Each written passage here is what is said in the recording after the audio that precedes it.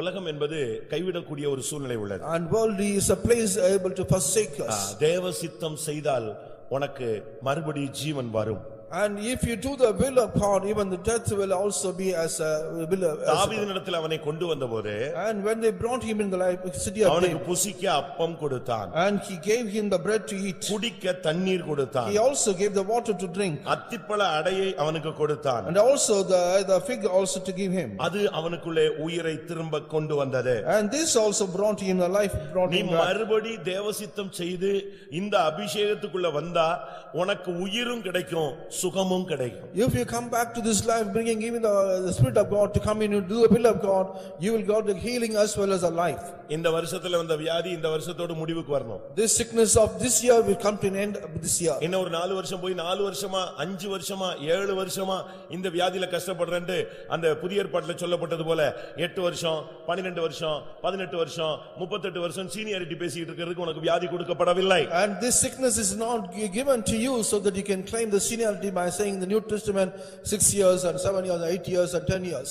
சத்தியத்தை நீங்கள் விளங்கிக் கொள்ளுங்கள். You must understand the truth. தாவீதினிடத்தில் வந்தபோது அவனுக்கு முதல்ல அப்பத்தை கொடுத்தான். When he came to David, he gave only the bread to him. அடுத்து தண்ணீரை கொடுத்தான். Next he gave the water. மூன்றாவது அத்திப்பழ அடையை கொடுத்தான். And nextly he gave the piece of cake of figs. அது எதுக்காக கொடுக்கப்பட்டது? What for it is given to him? அத்திப்பழ அடையின் கொடுக்கப்பட்டதனுடைய நோக்கம் என்ன? And what for the purpose of being given a piece of cake of figs? இரண்டாம் ராஜாக்கள் 20ஆம் அதிகாரம் 7ஆம் வசனத்தை பார்க்கும் பொழுது 27 of 2 Kings when we read that. அங்கே என்ன சொல்லப்பட்டிருக்கிறது? What is mentioned here? அத்திப்பழ அடையை போட்டபோது அவனுக்கு சுகம் கிடைத்தது. And when they posed the cluster of figs, it was healed. ஒரு தேவனுடைய பிள்ளை அத்திப்பழ அடை என்பது அவனுக்கு தெய்வீக சுகத்தை காண்பிக்கிறது.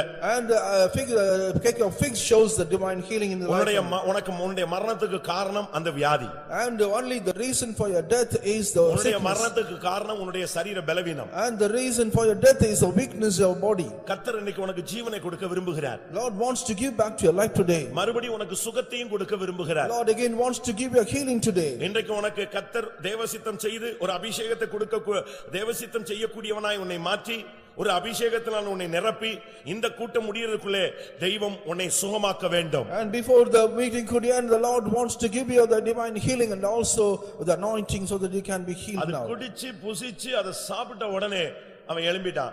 And when he took the food and also ate that and drank the water, he was revived. இறந்து போன அந்த உயிர் அவனுக்குள் திரும்ப வந்தது. And the life that was dying was able to restore. இன்றைக்கு நீங்கள் தேவசித்தத்துக்கு உங்களை சமர்ப்பிப்பீர்களானால், on the day when you give back to your for the will of God, நல்ல ஒரு அபிஷேகத்துக்கு இடம் கொடுக்கணும். and you must give a good anointing in your life. ஒருவேளை service வந்து ஷார்ட் டைமா இருந்தாலும் நீங்க வீட்ல போய் நல்ல ஆவில நிரம்புங்க. Even the service is for a short time, even you go to your house you must fill in the spirit. ஆனா கூட்டம் முடியறதுக்குள்ள உனக்கு உயிர் வந்திருக்கணும். And before the end of the meeting you must get back your life. உன்னுடைய pulse normal லெவலுக்கு வரணும். And your pulse should come back to normal அது state. Counting கரெக்ட்டா வரணும். And you must counting should come back rightly. இந்த கூட்டம் முடியறதுக்குள்ள தெய்வீக வல்லமை உன்னை சூழ்ந்து உனக்கு ஒரு அத்திப்பழ அடை கொடுத்தது போல ஒரு சுகம் உண்டாக வேண்டும். And before the end of the meeting like a cake of fig is given, you must get a healing. சாகிறதுக்கு ஏதுவானவைகளை ஸ்திரப்படுத்து. And I will establish you it is meant for our dying. நீ உயிருள்ளவன் என்று பெயர் பெற்றும் செத்தவனாய் உட்கார்ந்து கொண்டிருக்கிறாய். And though you are found as a man is now as a lion. உன்னை வியாதி உன்னை மரணத்துக்கு இழுக்கிறது. Your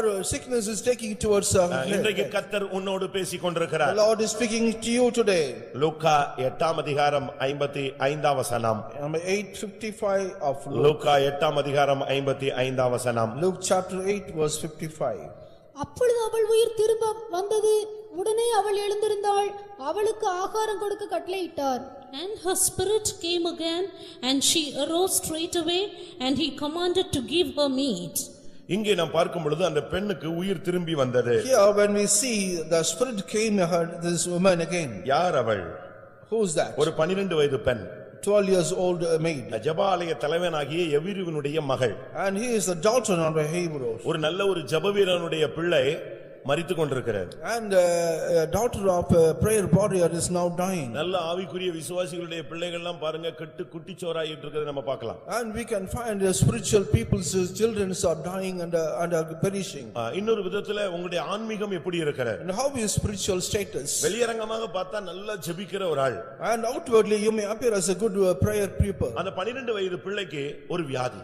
And 12 years old daughter had a sickness. அத வியாதின்னு சொல்றதை விட கொடூரமான வேதனைன்னு சொல்லலாம். And we can say rather call him as sickness, a terrible pain. மரண அவஸ்தை. and dying because of death. இன்னைக்கு எத்தனை பேர் உங்களுடைய சரீரத்துல உங்களுடைய ஆத்துமாவில ஒரு பெரிய வேதனையோடு இங்க உட்கார்ந்து இருக்கிறீர்கள்? And how many of you are now seated here with a great pain in your body as well as in the spirit? எவிரு என்று சொன்னால் கர்த்தர் பிரகாசிப்பார் என்று அர்த்தம். Yavi means that Lord is shining. இல்லாவிட்டால் கர்த்தர் என் வெளிச்சம் என்று அர்த்தம். And other means that is the light of God. கர்த்தர் உன்னுடைய வெளிச்சமாக இருக்கிறார். ஆனால் உன்னுடைய மகளுடைய நிலவரம் இருளாக இருக்கிறது. God is a light to you, but your daughter's condition is darkness. உன்னுடைய வெளிச்சம் இருளாகாதபடி எச்சரிக்கையாயிரு. And so that your light may not be dark, be warnful. இந்த இடத்துல அவன் கடைசியாக இயேசுவின் பாதத்தில் வந்து விழுந்தான். And finally he came and went and prostrated before the fall of Jesus. ஆண்டவருடைய பாதத்தில் விழ வேண்டிய நேரம் இதுதான். And this is the time that we have to fall in the feet of God. இந்த வருஷத்தின் கடைசில வந்திருக்கிற நாம் நம்முடைய நிலவரங்களை எல்லாம் உணர்ந்து கர்த்தருடைய பாதத்தில் விழுந்தால்தான் நம்முடைய பிள்ளைகளுக்கு ஒரு மீட்பு ஒரு விமோசனம் உண்டாகும். Only when the people have come to the end of this year, when we follow the feet of God, we will get all the restoration to our children. உங்களுடைய பிள்ளைகளை குறித்து உங்களுக்கு எத்தனை பேருக்கு பாரம் இருக்கிறது? I know you are people burdened about your children.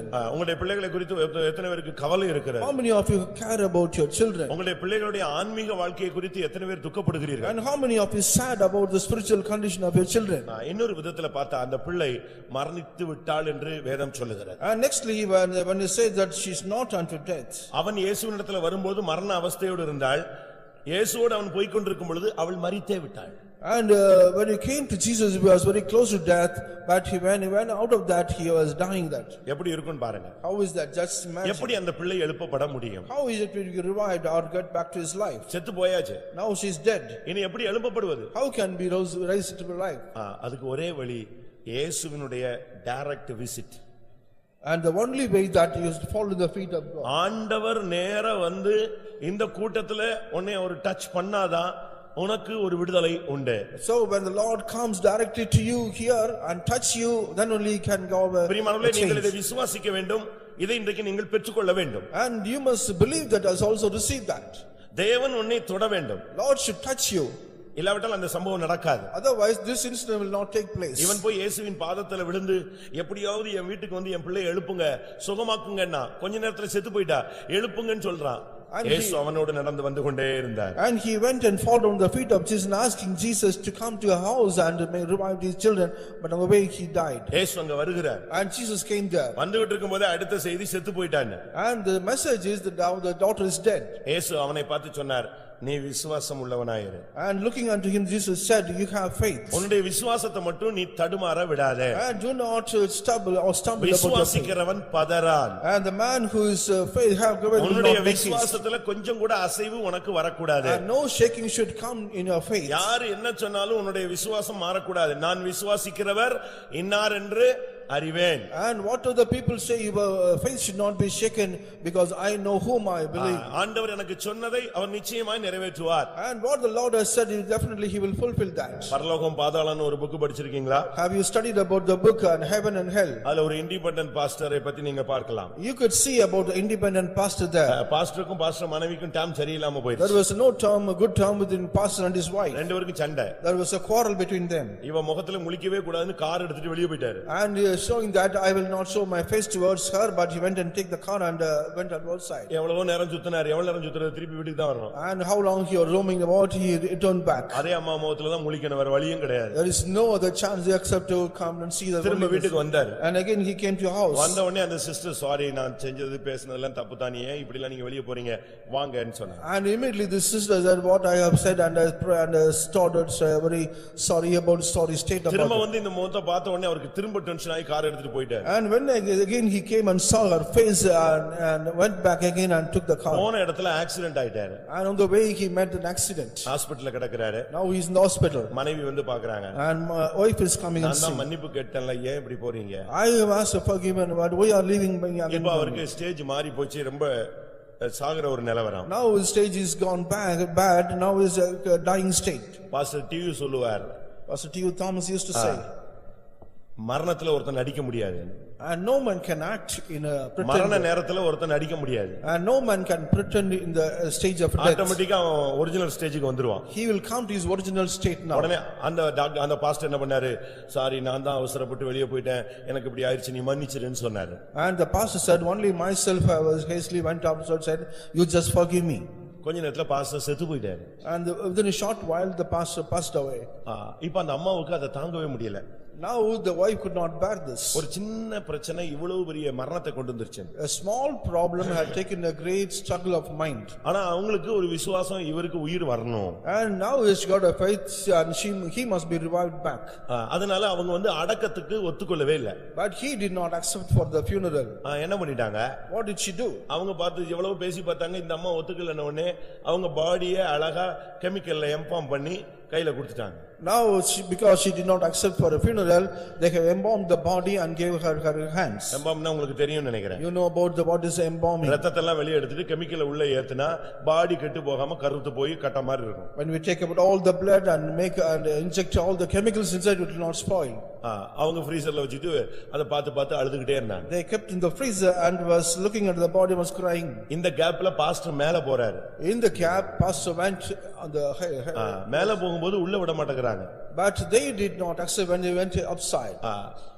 இவர் சொல்றார் நான் பாஸ்டர்னு சொல்றார். He says I am a pastor. உங்களுக்கு உங்க மனைவிக்கும் பிரச்சனை இருக்கு, நீங்க அதல கிளியர் பண்ணல, அதனால உங்களை பரலோகத்துக்கு ஏத்துக்கொள்ள முடியாது. There is a problem between you and your wife. Because you have a problem with your wife, I will not accept your heaven.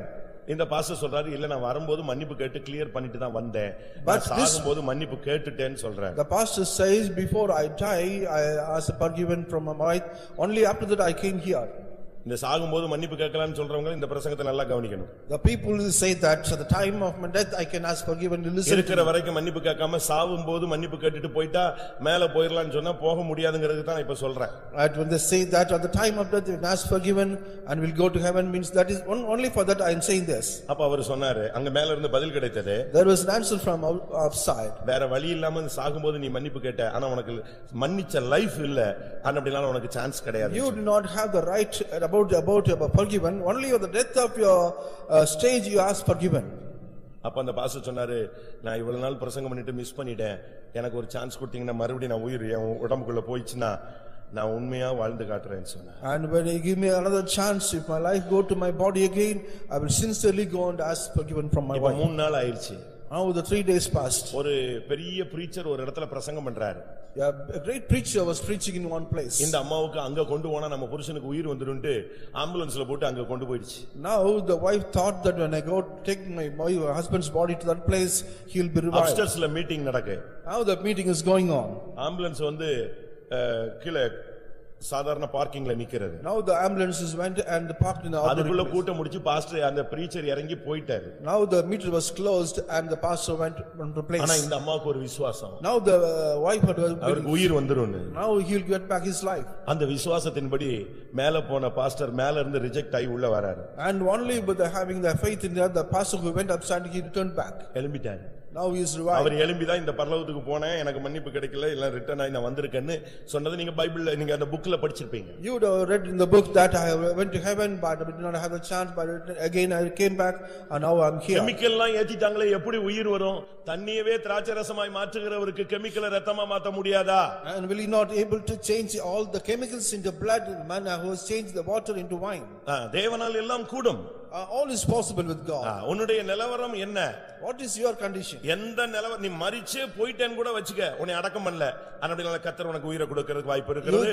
அடக்கமே பண்ணிட்டால லாசருவை வெளியே கொண்டு வந்தவர் உன்னையும் கொண்டு வருவார்.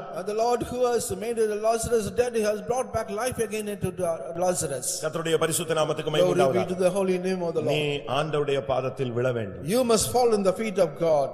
ஆண்டவருடைய பாதத்தில் மணிக்கணக்க விழுந்து கடங்க.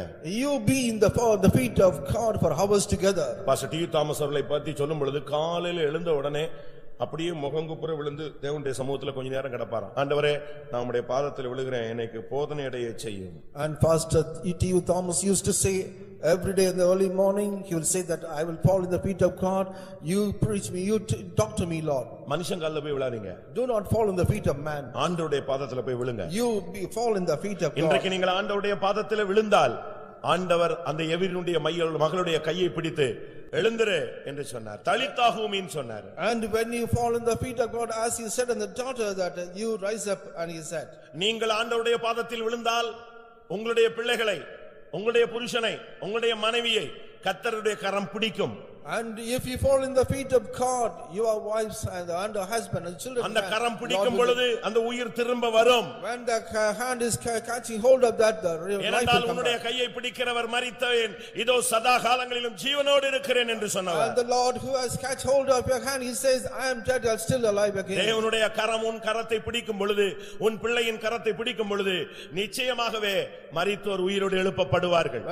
When the Lord catch hold of your daughter's hand or son's hand, the people who are dead will rise, come back to life.